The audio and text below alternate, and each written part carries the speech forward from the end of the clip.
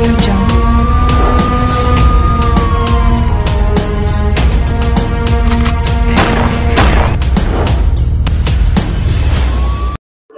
और हम भी लगातार मांग करते आए कि डीएम जो होता है प्रशासनिक अधिकारी जिले का सर्वोच्च प्रशासनिक अधिकारी होता है। क्या जिम्मेदारी केवल एसपी की थी या जो और लोग सस्पेंड में केवल उनकी थी? क्यों डीएम को बचाया जा रहा है?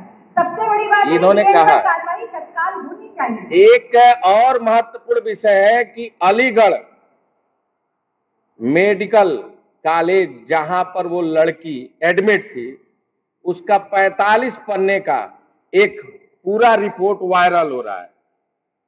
उत्तर प्रदेश सरकार उसको क्यों छुपा रही है? आखिर उसका सच क्या है? उत्तर प्रदेश जानना चाहता है। उसको सार्वजनिक करें। 45 पन्ने का रिपोर्ट अलीगढ़ मेडिकल कॉलेज का वायरल हो रहा है। सरकार स्पष्ट करे उसे क्यों छुपाना चाहती है। जी सवाल है मेरा, आज सुबह से मीडिया में एक मैसेज वायरल हो रहा है पूरी तरीके से कि योगी सरकार को बदनाम करने के लिए पूरी साजिश 50 लाख 25 लाख रुपए देने की पेशकश की गई थी। एक ऑडियो वायरल हो रहा है और साथ साथ ये भी कहा गया है कि कांग्रेस, पीएफआई और भीम आर्मी ये तीनों ने ये साजिश को रचा था। ये क्या रिपोर्ट है जो अभी फिलहाल मैसेज वायरल हुआ है, इसका क्या? इसको किसने वायरल किया है? भारतीय जनता पार्टी के एक पदाधिकारी ने। मैं पूछना चाहता हूं, पूरा देश हाथरस की बेटी के साथ खड़ा है। देश न्याय चाहता है, न्याय तो दे नहीं पा रहे। उस पीड़ित बहन के साथ तो खड़े नहीं, उसकी आवाज तो दबाने का प्रयास कर रहे हैं, देश को गुमराह करने का प्रयास कर रहे हैं। और जो वीडियो वायरल उनके द्वारा किया जा रहा है उसकी सच्चाई क्या है वो कोई नहीं जानता। कि जिस तरह यूपी में जो केस हो रहा है उसके लिए कांग्रेस आगे बढ़ने हिस्सा ले रही है और न्याय दिलाने में मदद करेगी। क्या पंजाब और राजस्थान के लिए भी यही हिम्मत दिखाएगी? बिल्कुल, पंजाब में हमारी सरकार है, राजस्थान में हमारी सरकार है। वहां अगर किसी के साथ किसी तरह की दुर्व्यवहार या किसी भी बेटी के साथ अन्याय होगा, वहां की सरकारें, सुन लीजिए पूरी बात, वहां की सरकारें पूरी तरह गंभीर कार्रवाई करने में लगी है और कर रही है। ठीक है, बहुत बहुत धन्यवाद। आपको ये बताना चाहती हूँ कि जब अलवर में घटना हुई थी, जब रेप हुआ था, तो राहुल गांधी जी स्वयं वहां गए थे, परिवार से मिलकर आए थे और प्रेस कॉन्फ्रेंस की थी और 72 घंटे के अंदर चार्जशीट फाइल हुई थी और वो लोग जेल गए थे। जिस घटना की बात आप 12 की कर रहे हैं, वहां पर भी वो लोग जेल में हैं, उनके खिलाफ कड़ी से कड़ी कार्रवाई हो रही है और की जाएगी। बहुत बहुत धन्यवाद। और जिस तरह महिला अपराध में उत्तर प्रदेश नंबर 1 की स्थिति में है, यह स्पष्ट है कि उत्तर प्रदेश जंगल राज में तब्दील हो चुका है। हाथरस की बेटी जो न्याय की आस में दम तोड़ दी, जब इलाज की व्यवस्था करानी थी, जब वो तड़प रही थी, रो रही थी, बिलख रही थी, उसकी मां, उसके पिता और उसके भाई लगातार सरकार से गुहार कर रहे थे, तो सरकार तो न्याय दे नहीं पाई, इलाज करा नहीं पाई। लेकिन जो न्याय की लड़ाई लड़ने वाले लोग सड़क पर उतरे, संघर्ष किए, सरकार ने उनका दमन करना शुरू कर दिया। आज सरकार बार बार कह रही है कि हम पीड़ित परिवार को न्याय दिलाने के लिए संकल्पित हैं। हम पूछना चाहते हैं मुख्यमंत्री योगी आदित्यनाथ जी से, क्या आप बताएंगे कि 20 दिनों बाद आपके प्रमुख सचिव गृह और डीजीपी 20 दिन बाद यह समझ पाए कि देश का एक एक नागरिक, देश की एक एक महिला, देश की एक एक बेटी उस हाथरस की बेटी के न्याय के लिए सड़कों पर संघर्षरत है। आखिर मुख्यमंत्री योगी जी कहां सोए हुए थे? क्यों नहीं पहले दिन उसको न्याय दिया उस बेटी को? छोटी मोटी कार्रवाई करके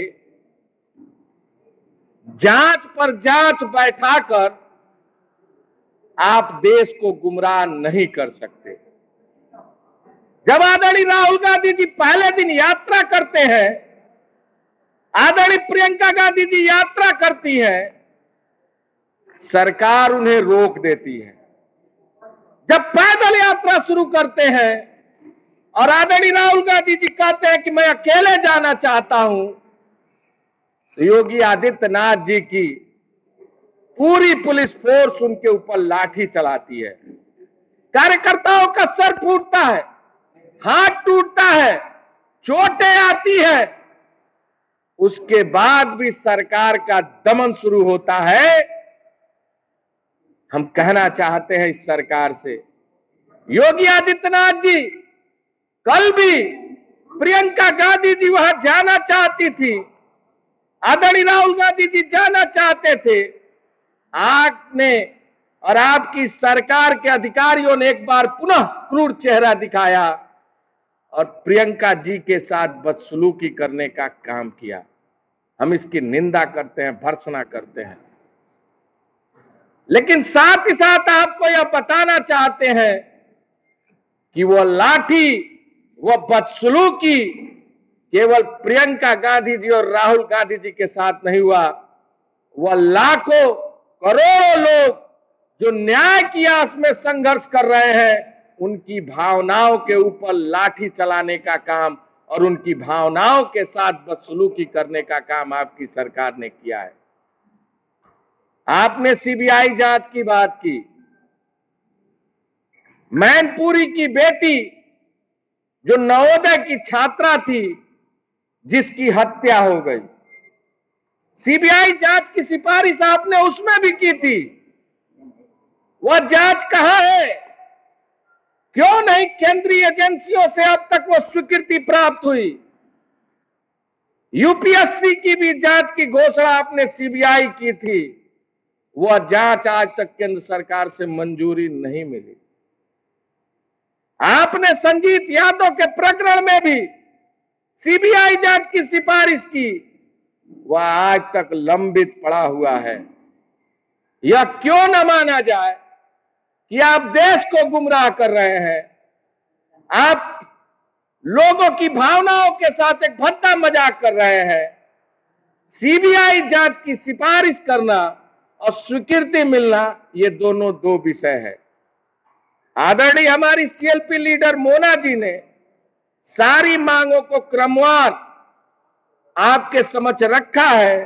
मैं उससे अपने आप को संबद्ध करते हुए यह हमारी मांग है कि सुप्रीम कोर्ट के जज के देखरेख में अविलंब उस पूरे सीबीआई जांच की संस्तुति दी जाए और साथ ही साथ तत्काल उस परिवार को न्याय मिले। हाथरस ही नहीं, बुलंदशहर की बेटी के साथ भी जो घटना हुई है वो भी पीड़ादायक है। बलरामपुर की बेटी के साथ जो अन्याय हुआ है वो भी पीड़ादायक है। हरदोई की बेटी के साथ अन्याय हुआ है वो भी पीड़ादायक है। ये वही उत्तर प्रदेश है जहां बेटियों के साथ दुराचार करके एसिड से जलाया जा रहा है और मुख्यमंत्री मौनी बाबा बने हुए हैं।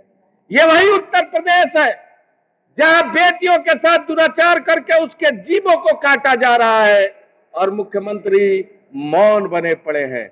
ये वही उत्तर प्रदेश जहां बेटियों के साथ दुराचार करके उसे अग्नि के हवाले कर दिया जा रहा है और मुख्यमंत्री मौन बने पड़े हुए हैं।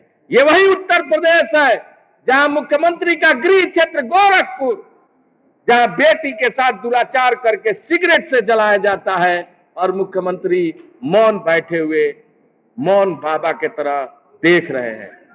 क्या मुख्यमंत्री जी, आपको और कितनी बेटियों की आहुति चाहिए? आपने उत्तर प्रदेश को जंगल राज में तब्दील कर दिया है। महिला आयोग चुप क्यों है? महामहिम राज्यपाल चुप क्यों है?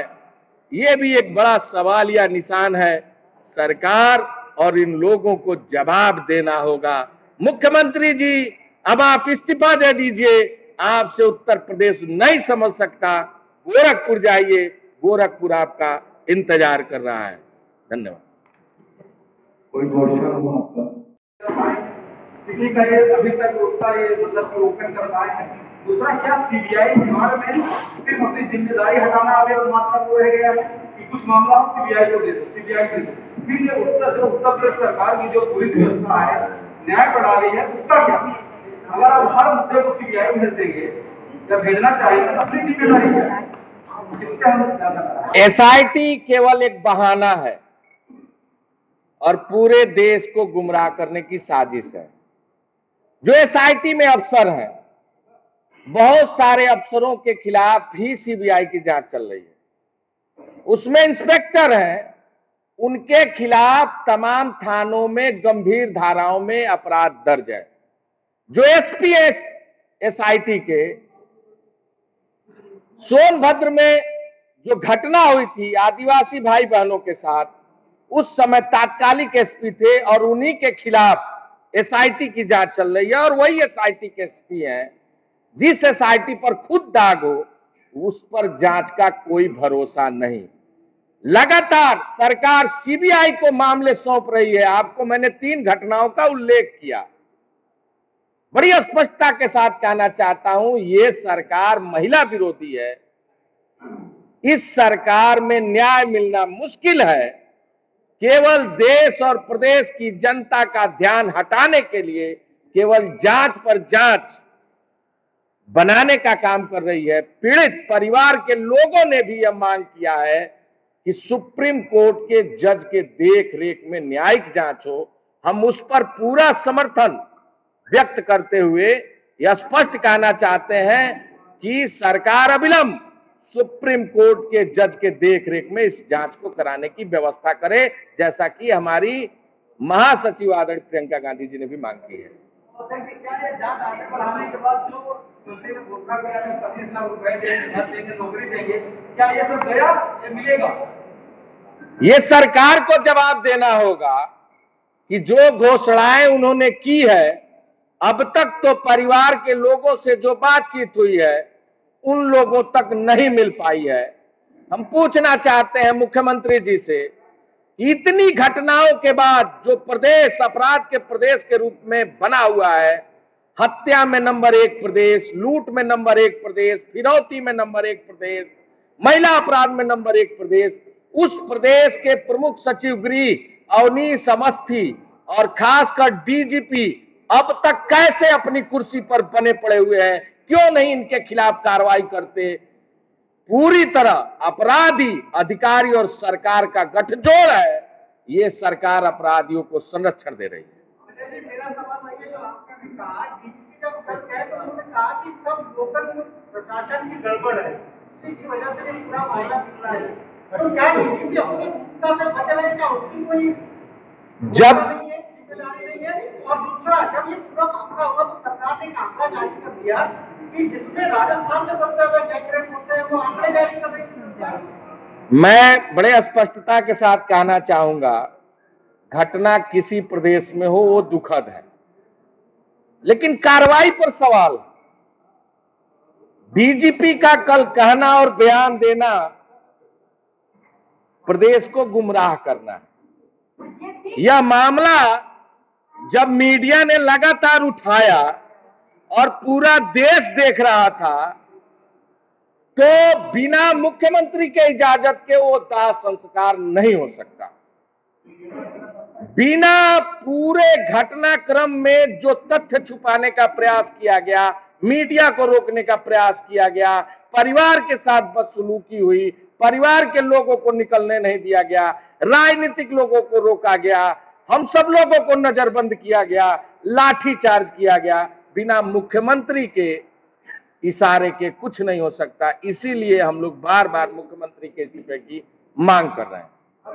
अनुभव जी, आप सवाल मैं अध्यक्ष जी के जवाब से एक चीज को जोड़ना चाहती हूँ। देखिए, आप लोगों ने बहुत संवेदनशीलता दिखाई, पर मैं सिर्फ एक बात पूछना चाहिए, बहुत लंबा आपका नाम भी अनुभव है और बड़ा लंबा अनुभव भी आपको। मैं ये जानना चाहती हूँ कि जितनी भी घटनाएं हुई, आपने बहुत कवरेज किए, बहुत साथियों ने किए, ये बताइए आज तक, मुझे जितना राजनीतिक अनुभव है थोड़ा होगा, क्या कभी 2:30 बजे रात में किसी पीड़ित को या पीड़िता को इस तरह से पुलिस द्वारा, मान लीजिए कोई व्यक्तिगत तौर पे किसी को जाके अंतिम संस्कार कर दे अलग है, पर क्या किसी पीड़िता या पीड़ित को पुलिस द्वारा अंतिम संस्कार किया जा सकता है? केवल सबसे महत्वपूर्ण इस पूरे घटना को, अगर उसको आप किसी और घटना से, मैं भी यही कहूंगी कि संवेदना हमारी चाहे राजस्थान की बेटी हो या देश की किसी को नहीं की हो, पर फर्क क्या है कि 2:30 बजे रात में कहीं भी किसी भी पीड़िता को पुलिस प्रशासन की दबाव के बिना जलाया नहीं जा सकता, उसके परिवार की अनुमति के बिना नहीं जलाया जा गया।